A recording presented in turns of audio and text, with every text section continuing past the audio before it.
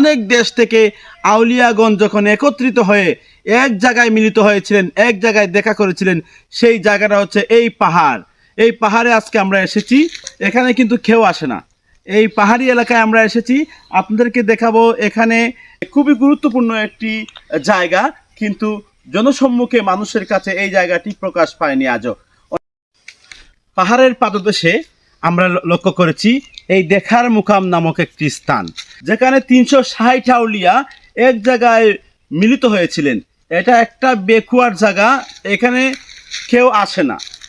এই পাহাড়ের পাদদেশে যেখানে অনেক বড় বড় গাছালি আছে, একটা গাছ আপনাদেরকে দেখাবো। আপনারা এই গাছের বয়স কত আপনারা দেখেই বুঝতে পারবেন। এক একটা ডাল যেন বড় বড় একটা গাছের সমান। আমরা লক্ষ্য করেছি এখানে খেজুর গাছ আছে, বিভিন্ন কদম গাছ আছে, বকুল ফুলের গাছ আছে, বিভিন্ন গাছালিতে ভরা। আমরা একটু সামনে আসার জন্য বলবো। এই বাক্সটা দেখায়, এখানে লেখা আছে 360 আউলিয়ার মিলন স্থান, পবিত্র দেখার মুকাম।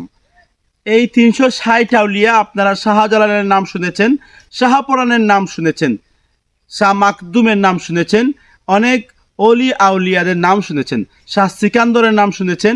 ভারত, পাকিস্তান, আরব দেশ, মিশর, অনেক দেশ থেকে আউলিয়াগণ যখন একত্রিত হয়ে এক জায়গায় মিলিত হয়েছিলেন, এক জায়গায় দেখা করেছিলেন, সেই জায়গাটা হচ্ছে এই পাহাড়। এই পাহাড়ে আজকে আমরা এসেছি। তো এখানে কিন্তু কেউ আসে না। এই পাহাড়ি এলাকায় আমরা এসেছি, আপনাদেরকে দেখাবো। এখানে যে জায়গায় মিলিত হয়েছিলেন সেই স্থানটা আপনাদেরকে দেখানোর চেষ্টা করব। এবং আপনারা শুনতে পারছেন আমাদের ভিডিওতে, হয়তো এখানে অনেক বেজি ডাকছে। আমরা খটা বলি আমাদের আঞ্চলিক ভাষায়। এই খটা বা বেজি কিন্তু একটু পরপরই ডেকে উঠছে। অনেক ধরনের প্রাণী এখানে দেখা যায়। বিশেষ করে জনমানব শূন্য এই এলাকায় কোনো মানুষের আনাগোনা একেবারেই সীমিত। এখানে আমরা আজকে আসতে পেরেছি, এই সৌভাগ্যটা আমাদের হয়েছে। কিন্তু এই যে শাহজালাল, শাহপরানের মাজারে কিন্তু অনেক মানুষ যায়, কিন্তু এই জায়গাটা, এই এরিয়াটায় কিন্তু 360 আউলিয়ার মিলন হয়েছিল, তাদের দেখা হয়েছিল।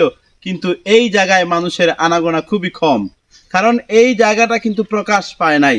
এবং এটা একটা বেকুয়ার জায়গা, একটি পাহাড়ি এলাকা, এখানে মানুষের আনাগোনা খুবই সীমিত।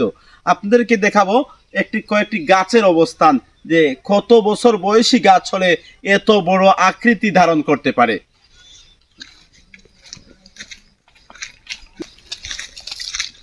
আমার পিছনে দেখতে পাচ্ছেন একটা তেঁতুলের গাছ। এটার বয়স কত আল্লাহই জানেন। এত বয়সী তেঁতুল গাছ আমি কিন্তু দেখি নাই। আপনারা কি দেখেছেন কিনা কমেন্ট করে জানাবেন। এটা একটা গুরুত্বপূর্ণ একটি স্থান, খুবই গুরুত্বপূর্ণ একটি জায়গা, কিন্তু জনসম্মুখে মানুষের কাছে এই জায়গাটি প্রকাশ পায়নি আজও। অনেক বেল গাছ দেখেছি, খেজুর গাছ দেখেছি, অনেক গাছালি দেখেছি, আর চতুর্দিকে বাগান, ছায়ের বাগান।